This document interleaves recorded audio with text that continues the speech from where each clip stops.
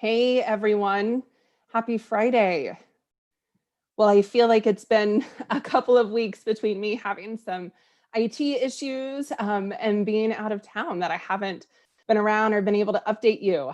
So, my name is Cassie McLean. I'm the executive director over at Saving Grace, coming to you live on Fridays to give updates about what we're doing at Saving Grace, trends that we're seeing, and let you know how we can help, or how you can help, I should say, rather.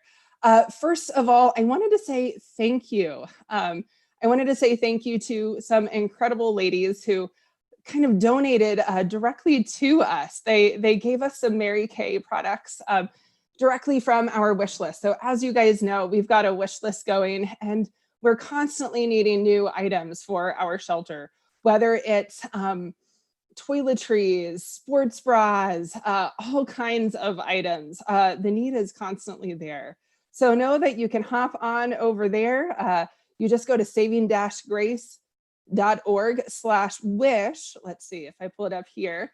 And you can see all of our current needs. So we've got gas cards and food cards, hand sanitizer, and it goes all the way down into items for houses, general supplies, and some of those self-care items, which I think are just so important for survivors to start to feel normal again. So thank you, Mary Kay, for donating to us. And please, if you're called to see if you can help a survivor in need right now, please head over to our website.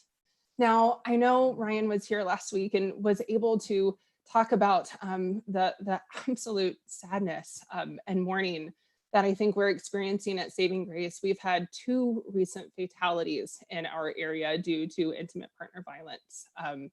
And I know Ryan got to talk through that with you a little bit, and I kind of wanted to talk about it just a bit more. Most people think that IPV is physical violence. It's punching, it's slapping, it's kicking.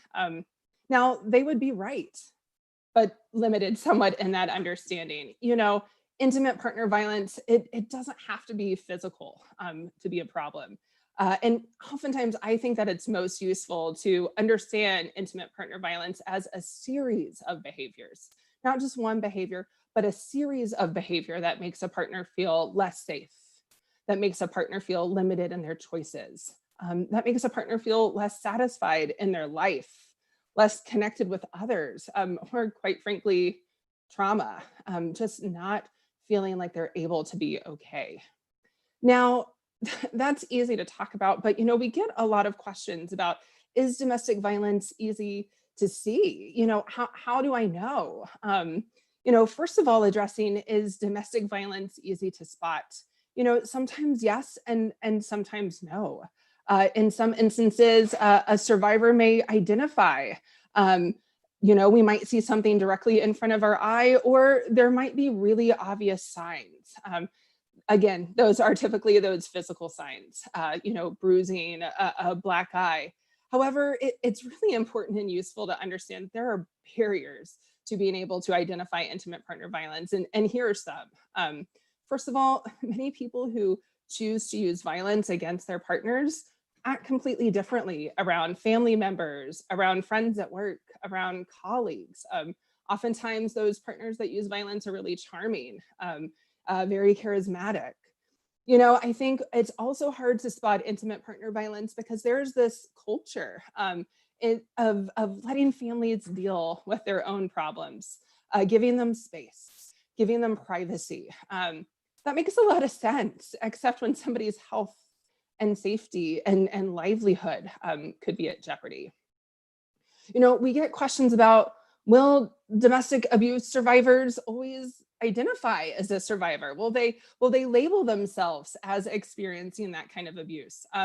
Quite frankly, the answer to that oftentimes is no. For many survivors, labeling what is happening to them, what from their partner, it's a process. It can be a struggle to really understand, to admit that they've let somebody gain control of their life. It's a struggle to sort out through the messages of our culture about, is it okay to leave? What is love? What is marriage? What is jealousy? And then of course, it's really complicated because this is an intimate partner relationship. There's love and there's real feelings there. And so it's really important to remember that if you want to support somebody that you think might be in an intimate partner relationship that has violence in it, that it's a process, and it's a process both for them to understand what's happening to them. You know, the another question that we get a lot, well, aren't people just safe once they leave? You know, can intimate partner violence continue after a couple has separated? Yes, it absolutely does. In fact, post separation is oftentimes one of the most dangerous time periods for a survivor, because that person who chooses to use violence, the partner that chooses to use coercive control, oftentimes escalates after separation because they feel like they're losing control of their partner, of the situation.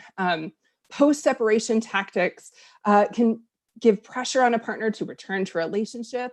And oftentimes it's really kind of controlling and damaging somebody's life because behaviors can include, you know, using courts or the threat of litigation, using children as a weapon, financially abusing an ex-partner, spreading false rumors, threatening to take children away. Quite honestly, the list goes on and on. I think what one of the most important things to remember is that intimate partner violence, coercive control, it's not normal. It's not normal for a couple, and it's not normal for a family.